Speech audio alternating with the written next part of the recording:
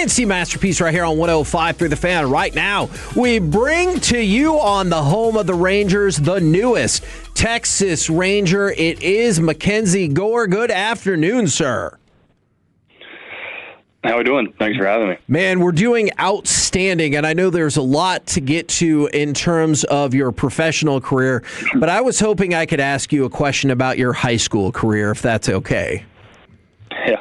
Now, I know Wikipedia is not always the most reliable source, but it says your junior year, you had an ERA of 0.08, and I did the math, and that means you would have given up one run in 88 and a third innings pitched. Is that the case, and do you remember what that one run was that season?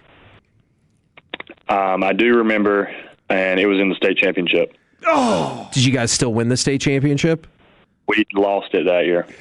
Son, way to go, Kevin. Way to go. Bringing up stuff like this to bring back those memories. All right, so I've clearly started this off on the wrong path, so I'm going to try a new path.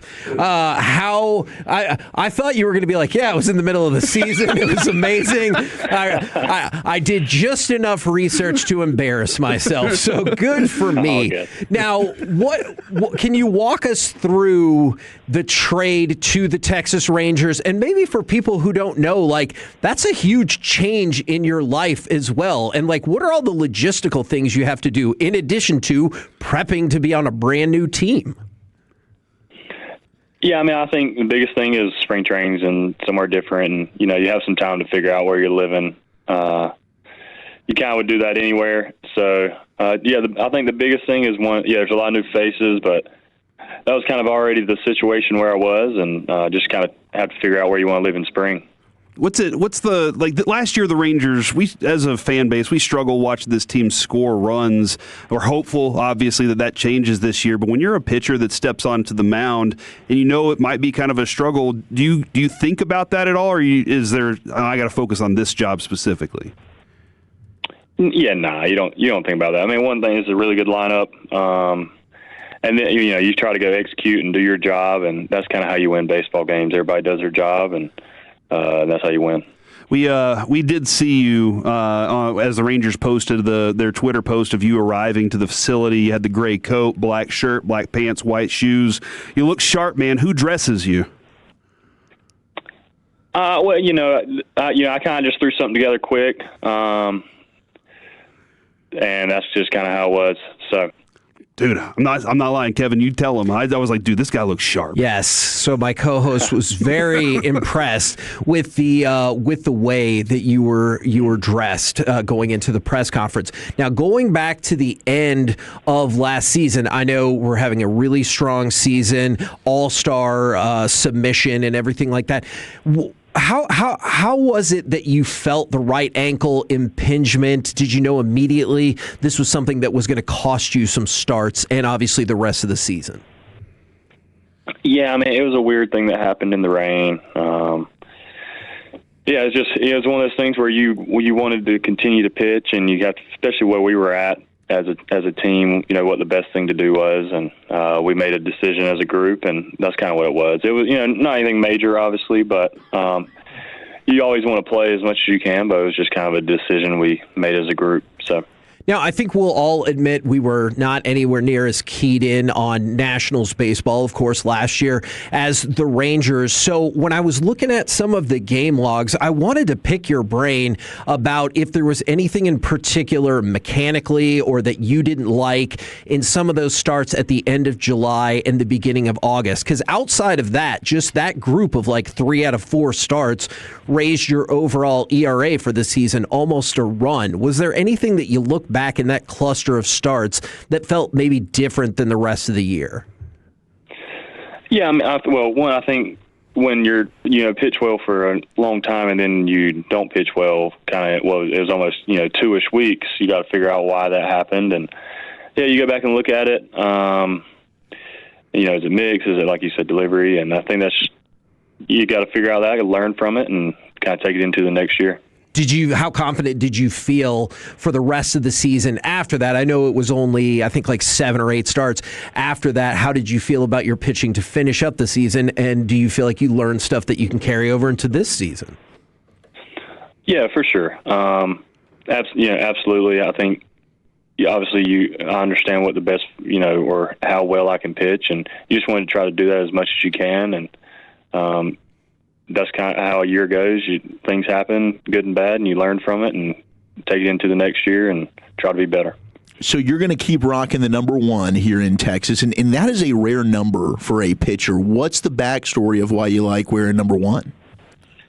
Yeah, I wore it in high school. It started because I was the smallest guy, and then I wore it in high school. And when I debuted, they were like, "You want 1?" Because they scouted me in high school, and it's got to be my number since.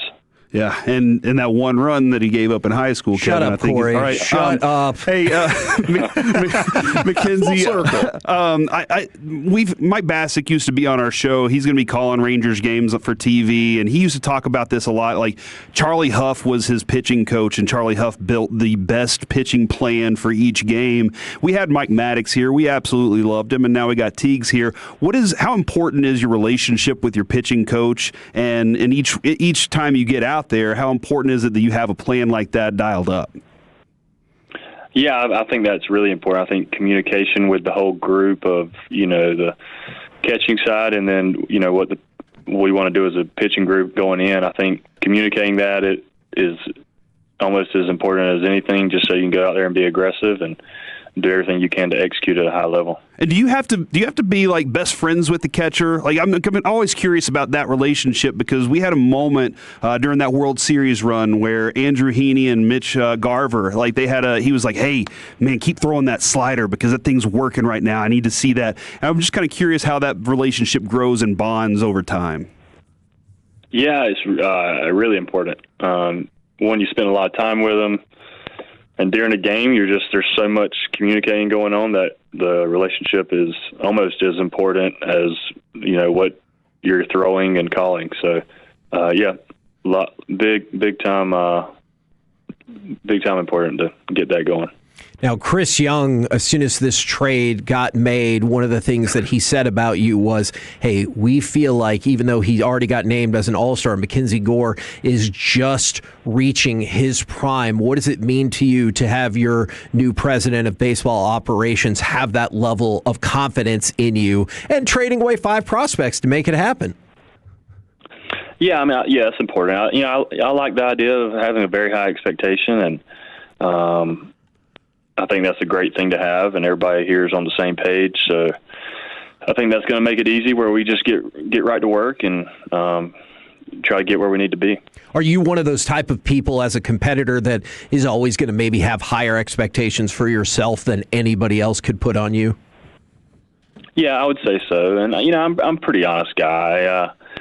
Very honest with myself. I understand, what I'm capable of doing, and you just try to do that as a player. So.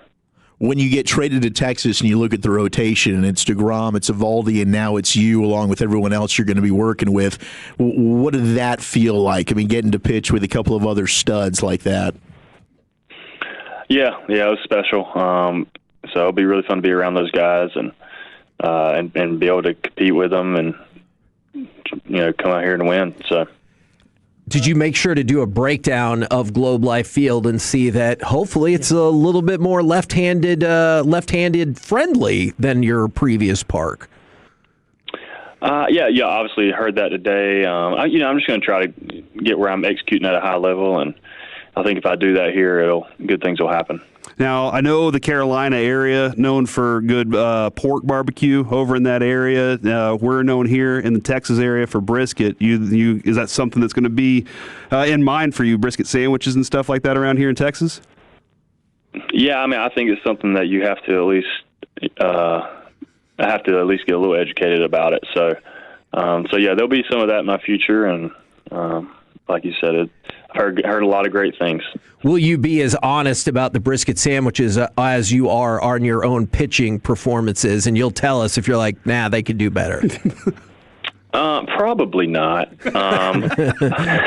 Probably not. That's probably a smart way to go. Well, everybody here, we are excited that you're here and bolstering our rotation, and we really appreciate you taking the time to talk with us after already doing a press conference. Thanks a lot, man.